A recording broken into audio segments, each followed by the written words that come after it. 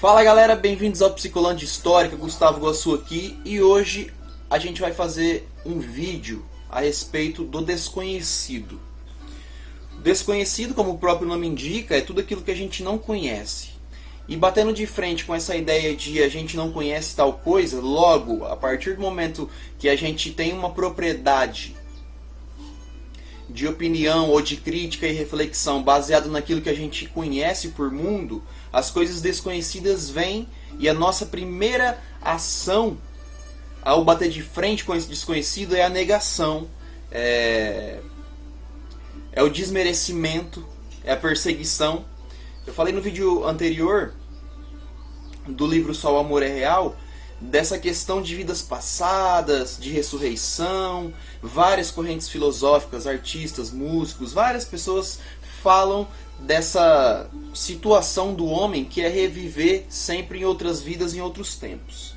Para quem acredita que a gente ao morrer tem um céu, ou tem um inferno, ou qualquer coisa que você acredita, essa ideia de ressurreição em vidas passadas para você pode ser uma afronta. Logo você vai agir com uma certa negação, um desdém a respeito daquilo que a gente não vê. É igual, por exemplo, o ditado que os caras falam assim: maconheiro drogado acha que é mente aberta. É basicamente isso. Vamos entender assim, que a substância, ela altera a sua consciência. A gente tem uma mente que está trabalhando sempre de uma forma. Ela tem os seus aspectos, ela tem o seu alcance. Contudo, a partir do momento que você usa uma substância, ela amplia o seu modo de visão, a sua percepção, o seu alcance de olhar. Então, para as pessoas que não usam a substância, elas vão tratar com desdém, com desmerecimento e perseguição e negação. Não, onde já se viu drogado, semente aberta, mas é justamente porque a gente não viveu aquilo que a pessoa que esteja usando a substância tenha vivido. Logo, pra gente é mentira e não vale nada, não faz sentido, é errado. Essa ideia do desconhecido, ela trabalha basicamente nisso, na negação. E a partir do momento que a gente nega, a gente deixa a principal essência do ser humano, que é tratar as coisas nossas como nossas. Hoje a gente quer tratar as coisas nossas falando das coisas dos outros. O que é do outro não é propriedade, e não é propriedade minha, então eu não tenho que falar o que o outro faz. Principalmente porque eu não vivo o que o outro está vivendo. E assim a gente também entra na ideia das substâncias alucinógenas ou as substâncias alteradoras de consciência. Este livrinho aqui, Aldous Huxley, As Portas da Percepção, trata de uma viagem alucinógena que o escritor Aldous Huxley, um dos maiores escritores do século XX, ele escreveu livros super foda, mano, como Admirável Mundo Novo, esse A Ilha. Aldous Huxley foi um romancista, um poeta, um escritor, um literário. Ele tem um grande nome na literatura mundial no que diz respeito ao século passado. Lembrando que a gente está no século XXI. Ele viveu e criou suas obras entre o século XX. Ele é um dos caras mais punk rock do século XX, mano. Mais pica das galáxias, como escritor e como pensador. O cara é pica das galáxias mesmo. E na época na qual ele estava desenvolvendo o seu trabalho, principalmente depois do Admirável Mundo Novo, a gente estava passando por uma espécie de transição de uma sociedade hierárquica, autocrata, aristocrata, uma sociedade baseada na dominação. Então a gente tem aí, a partir da Guerra Fria, essa sociedade mudando. A gente está reinserindo na sociedade, na vida do homem, conceitos como igualdade, fraternidade, liberdade, principalmente liberdade de si e liberdade do corpo. As Portas da Percepção trata disso. Da gente, enquanto ser, entender que a liberdade do outro não me pertence, mas a minha sim. Então eu tenho que viver e sempre buscar apreciar a vida, a arte, o mundo, a natureza de um outro olhar diferente daquele de dominação. Igual eu sempre falo do Fernando Pessoa. Fernando Pessoa dizia que Ele sentiu o vento passar, já valeu a pena ter vivido. A gente vive na natureza, e a gente, com consciência disso, entendemos que a natureza é vida. Por isso que existem muitas filosofias, muitos grupos culturais que cultuam a natureza, o sol, as aves, os peixes, os cachorros. Então a gente vê na natureza uma essência da nossa própria vida, porque é vida. E eles morrem igual a gente. E eles precisam se alimentar e eles também têm dores e sofrimento, igual a gente. Os animais só não falam, mas eles são tão espertos quanto nós. Aliás, os animais, ele tem uma característica principal dos seres humanos, que é a adaptação. Então, eles conseguem se adaptar aos habitats, por isso que tem aí as migrações de grupos como posso dizer, de coletivos de animais que vão para um lado no inverno e depois voltam no verão. E assim, os animais têm uma inteligência natural como a gente humano também tem. Aldous Huxley busca neste livro aqui explicar isso. Contudo, ele bate de frente com essa ideia do desconhecido, que causa um medo e um pavor e uma negação a nós. Porque a partir do momento que a gente entende que há coisas que a gente não conhece, a gente cria uma consciência da própria ignorância. Então a gente não se acha melhor do que os outros, a gente não se acha, não se tem, enquanto homem no mundo, um ser superior. Aldous Huxley escreveu esse livro influenciado pela substância mescalina. Essa substância ela é derivada de um cacto chamado peyote. Contudo, os cientistas, ao estudarem esse cacto, deram um nome científico para ele que chama Anhalonium levini. Alguma coisa assim. É novo para a ciência. Para a religião primitiva e para os índios do norte do México e do sudoeste dos Estados Unidos, já é um amigo de longa data. Eu conheci um cara que estava morando numa aldeia indígena um tempo atrás. E ele tem como a busca e conexão com o superior, com a espiritualidade, para pegar o livro... Como que é o nome do livro? Para pegar o Universo em Desencanto, o racional superior, eles tomavam essas substâncias, peyote, o rapé, aqui no Brasil temos o daime. A gente tem várias substâncias que fazem uma conexão com o ser no mundo e o seu ser astral, o seu ser superior. Uma espiritualidade a partir da conexão baseada numa substância. Eu, como católico, como alguém que nunca usou substâncias desse tipo, alteradoras de consciência, logo vou ver, como eu coloquei católico, mas é porque eu sou católico, tá, gente? Mas pode ser qualquer tipo de pessoa, até ateu, qualquer pessoa que seja. A partir do momento que você nunca experimentou uma substância que, cientificamente comprovado, ela altera a consciência, e você começa a ver o mundo de uma outra forma, eu não posso falar que é mentira e que é papo de drogado, porque eu não vivi.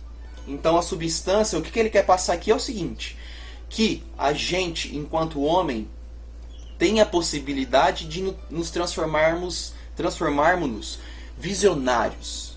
Contudo, para a sociedade onde a gente vive, visionário, filósofo, é visto como alguém que não sabe do que está falando, alguém que não merece respeito. Justamente porque as pessoas não estão pensando, elas estão entradas num senso comum.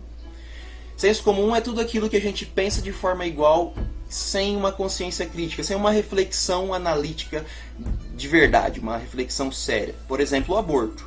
Vamos usar o aborto como exemplo. O aborto é algo desconhecido, porque muita gente que não aborta vai falar assim, ah não, é pecado, é assassinato, não pode abortar. Mas a gente não sabe por que a pessoa, o que levou a pessoa a fazer aquilo. Então é o desconhecido do aborto que faz a gente, influenciados pelo senso comum, criar uma opinião e uma visão a respeito daquilo. É igual as drogas, é igual o crime, é igual tudo que existe na sociedade. Tudo aquilo que a gente tem como opinião, como visão, como perspectiva, muitas das vezes a gente nem reflete sobre essas coisas que a gente sabe. Logo, todo esse conhecimento não é nosso, ele é implantado, ele é influenciado pelas influências externas, as influências de fora, governos, família, amigos, escola. As pessoas têm uma necessidade, a partir do conhecimento do poder, de buscar alienar e dominar o outro.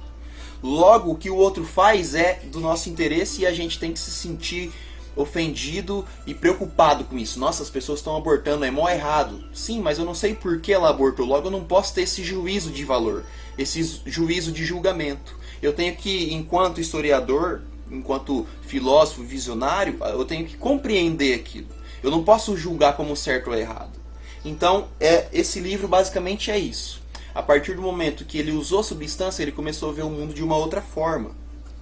Ele começou a ter uma conexão mais sincera e mais forte com a arte e com a espiritualidade, digamos assim. Lembrando que a espiritualidade, gente, cada um possui a sua. Cada um tem o seu modo de reza, o seu modo de oração. Cada um tem a sua forma de conectar com o divino.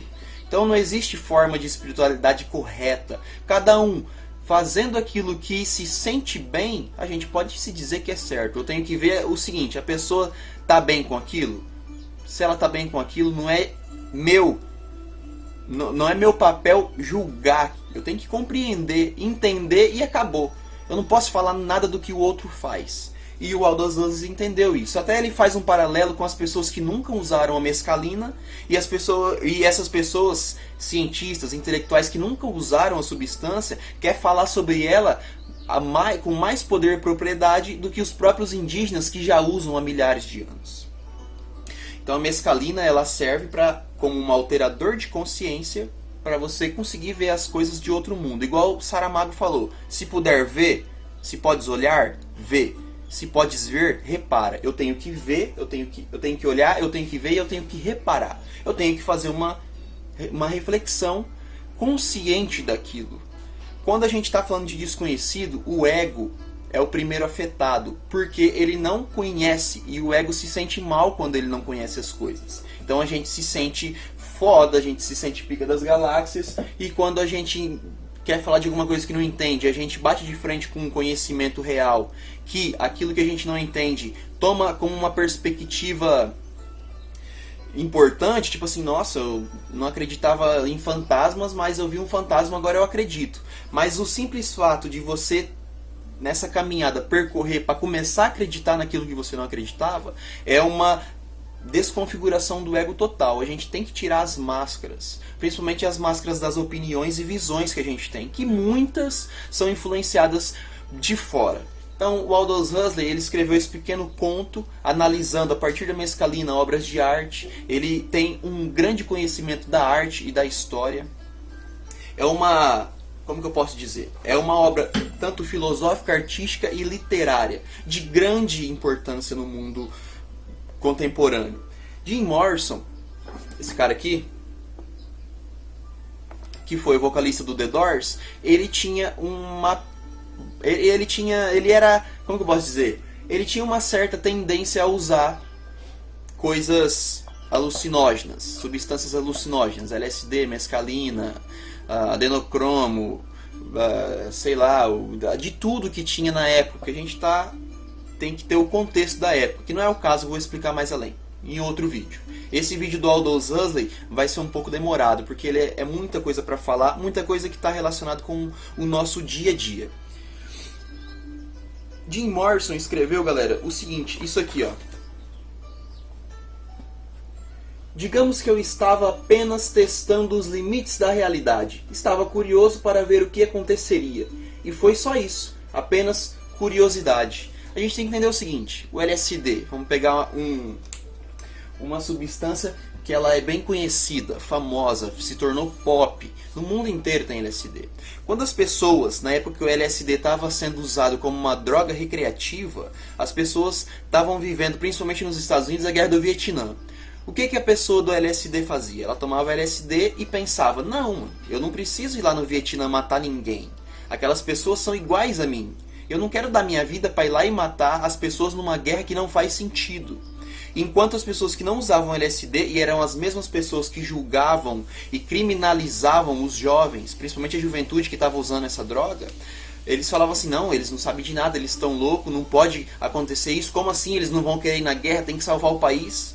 Então assim, o LSD ele traz uma nova perspectiva daquilo que existe no mundo, daquilo que a gente vê, acha que conhece, muitas das vezes quando a gente toma um LSD, eu converso com muitas pessoas a respeito disso, pessoas que já tomaram, que tomam regularmente, pesquisas, vídeos, enfim. Eu faço uma pesquisa porque eu, como historiador, estudo todo esse período do desenvolvimento do rock and roll, que é a contracultura dos anos 50 e os anos 1960, no meio da Guerra Fria, galera, no meio da Guerra do Vietnã. Então as pessoas estavam usando as drogas, principalmente LSD e maconha, e tinha várias outras sintéticas ou não, as pessoas estavam buscando nessas substâncias elevar o nível da consciência para conseguir entender o mundo na qual elas estavam vendo.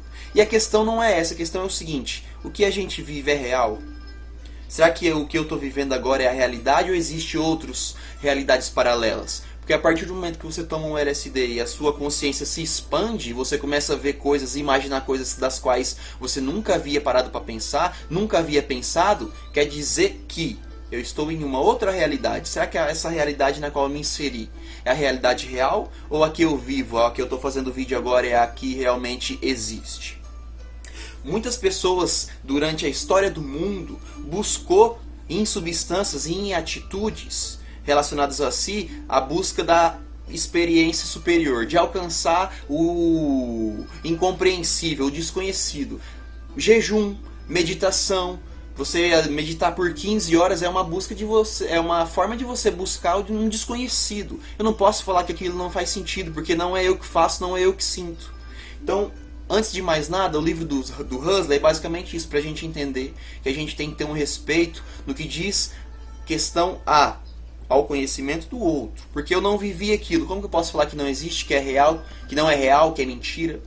A primeira coisa que eu peguei do Huxley é isso. Existem pessoas que vivem culturas diferentes da minha, pessoas que usam substâncias nos seus rituais de espiritualidade, como diriam os como o caso dos indígenas também. Eu fiz uma vez um ritual de rapé. E assim, o que eu senti lá, só eu posso falar. E se eu falar que foi uma coisa, uma revelação, uma espiritualidade que eu tive contato, mesmo por pouco tempo, porque a gente estava em oração, a gente estava com cantos. As pessoas que nunca ouviu falar disso pode falar que é balela, que é baboseira, que eu tô falando uma coisa que nada a ver, que é papo de drogado, mas não é. Exatamente, eu vivi a situação, então ninguém pode falar aquilo que não viveu. Então a primeira situação que a gente tem com o desconhecido é ver isso. Há coisas que a gente não sabe e a gente não pode ter, pelo ego que a gente tem, a propriedade de juiz, de julgador. A gente só tem que compreender, é isso que tem que acontecer no mundo, galera. A gente tem que compreender que há coisas que existem e a gente não sabe. E a gente se colocar nesse lugar de ignorante, como diria Sócrates, só sei que nada sei, a gente vai desconstruindo esse ego que foi construído nessa sociedade na qual a gente vive, nesse sistema de competição, que você tem que ser melhor que o outro a todo custo. Então o livro Aldous Huxley explica a experiência do escritor ao uso da mescalina, uma substância alteradora de consciência, e no final de tudo ele entende que existem muitas coisas que a gente não sabe, muitos segredos num mundo de milhares de anos, de bilhões de anos. E é o nosso papel ir descobrindo aos poucos, porque a gente está no mundo enquanto ser humano e a principal diferença nossa é a inteligência. Então a gente tem acesso a todos os conhecimentos que existem, não existe ninguém mais inteligente que o outro. Há coisas que eu sei que o outro não sabe e vice-versa. Então a psicologia que ele quis passar com as portas da percepção é essa. Se a gente atravessar as portas da percepção, a gente vai ver como que as coisas realmente são. Infinitas, finitas, desconhecidas. E aí a gente tem uma possibilidade e a oportunidade de desconstruir esse ego que faz com que a gente seja arrogante, egoísta, presunçoso, prepotente. A gente pode usar... Sacaram? Então a partir do momento que eu entendo que existem coisas que eu não sei, que eu não entendo, e que eu não vou conseguir entender, dependendo de onde eu estou inserido, como que foi a minha história, eu não posso julgar aquilo, mas eu tenho que buscar compreender, porque compreendendo o que eu não entendo, compreendendo o desconhecido, eu consigo tirar essa máscara de ego, que é um dos principais problemas do mundo, é o ego. Então você tem que ser disputado sempre, você tem que ser o melhor na sua turma, você tem que ser o melhor no seu trabalho para você pegar a plaquinha e ser funcionário do mês. Você tem que ser sempre o melhor, quando das vezes você nem parou para pensar se faz sentido isso. Próximo vídeo, galera, eu vou chamar dois amigos meus para trocar uma conversa. Um deles vai ser com um estudante de medicina. Ele vai explicar pra gente como que você entra no curso de medicina, o que você estuda.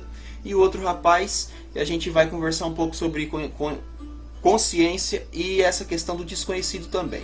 O nome desse vídeo vai ser Aldous Huxley, As Portas da Percepção 1. Então vai ter aí pelo menos uma sequência de 3 a 5 vídeos falando desse assunto. No próximo, que eu falar propriamente dito do livro, falar passando as páginas, vou colocando as citações, beleza?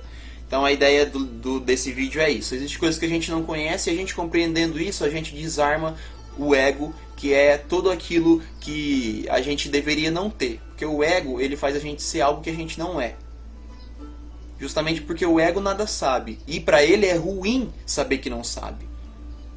Então a gente tem 2 questões. Corpo, alma, 3 questões. Corpo, alma e mente. A mente, ela cria todas essas ideias. A alma é algo incompreendido. É o nosso ser. É aquilo que a gente sente. E o nosso corpo tem uma inteligência natural. Então antes de mais nada a gente tem que entender o corpo. A gente tem que ouvir o nosso corpo. Eu respiro sem precisar saber que eu estou respirando. Eu respiro sozinho. O meu corpo, quando eu me alimento, ele faz a digestão sozinho. Então o corpo tem uma inteligência natural que é uma coisa... O corpo humano é uma loucura. A alma é uma coisa que ninguém vai saber o que é. A não ser depois que a gente morrer, a gente vai ter a revelação. Ou talvez nem tenha. Mas a mente é aquilo que cria essas neuras, tá ligado? Não, eu preciso ser melhor, todo mundo tá falando que eu preciso ser melhor, então eu acabo me comparando com os outros. E é aí que a gente vê no ego a essência de todas essas doenças da atualidade. Do mundo líquido, como diria Bauman, que é síndrome de pânico, depressão, enfim. Todas essas doenças que atingem a nossa mente e logo depois atingem o corpo. Então eu fico com dores, fico cansado, fadiga, viro sedentário. Então se a gente começar a ouvir o corpo antes da mente, a gente vai começar a dar o primeiro passo para esse desmembramento do ego, que é uma das principais características aqui do Psicolândia Histórica. Que a gente entender que a gente nada sabe, sempre está propenso a aprender, e a partir dessa consciência que a gente tem de si, de ignorante, a gente vai quebrando o ego. A ideia é a gente evitar o ego o máximo. Impossível tirar ele totalmente, mas a gente vai fazendo o máximo possível. É uma esperança de melhora. Bom, se você gostou do vídeo, dá um like aí, se inscreve no canal, ativa o sininho, compartilha, comenta pra mim ver o que tu acha. Grande abraço, galera!